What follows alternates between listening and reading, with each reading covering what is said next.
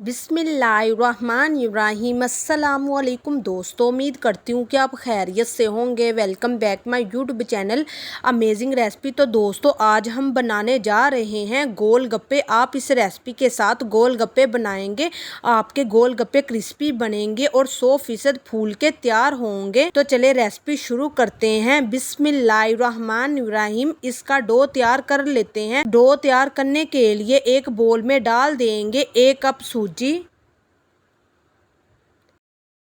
अच्छे तरीके से छानकर यूज करनी है। 1/2 कप मैदा इसमें ऐड कर देंगे। इसको भी आपने अच्छे तरीके से छानकर यूज करना है। ये आप इसकी क्वांटिटी देख सकते हैं। 1 कप मैंने सूजी ली है और इसमें 1/2 कप ही मैदा जाएगा। आपने ज्यादा इसमें ऐड नहीं करना। और 1 टीस्पून इसमें जाएगा बेकिंग पाउडर। अगर आपके पास नहीं है तो आप इसको स्किप भी कर सकते हैं। और इसको हम अच्छे से मिक्स कर लेते हैं।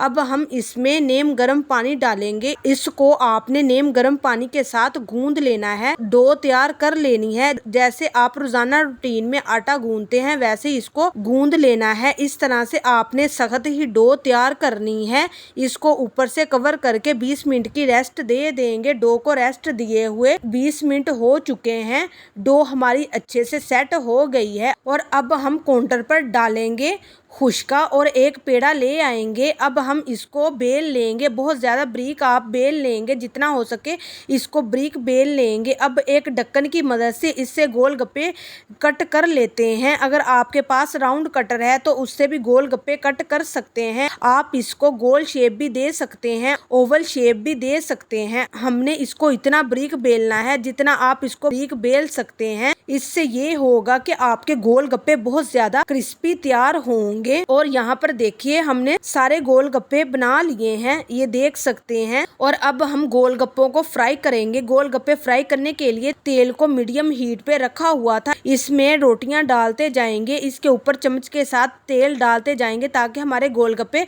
फूल जाएं। हीट आपने मीडियम रखनी है ताकि ऑयल बहुत ज़्यादा गर्म भी ना हो जाए और जिससे आपके गोलगप्पे जल ना जाए। इसको फुला के साइड पर करते जाएंगे और रोटियां डालेंगे। आपने भी इसी तरह करना है। फिर इनकी साइडों को चेंज करके इनको साइड पर लगा देते हैं और बाकी भी गोलगप्पे इसी तरह फुला लेते हैं। इसकी भी साइड चेंज करते जाएंगे और इसमें और ज़्यादा जगह नहीं है, बस इतने को ही फ्राई कर लेते हैं।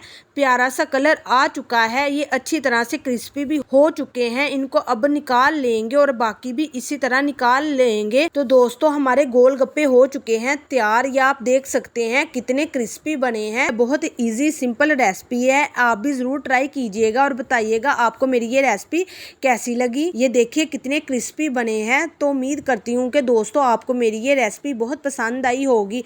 अगर पसंद आई है तो लाइक कीजिए, शेयर भी कीजिएगा और वीडियो को पूरा कीजिएगा। चैनल को भी सब्सक्राइब कर लीजिएगा ताकि मेरी आने वाली इस तरह की मजीद वीडियो आप तक पहले पहुंच सके। दीजिए इजाज़त, अगली वीडियो तक। अल्लाह हाफिज़।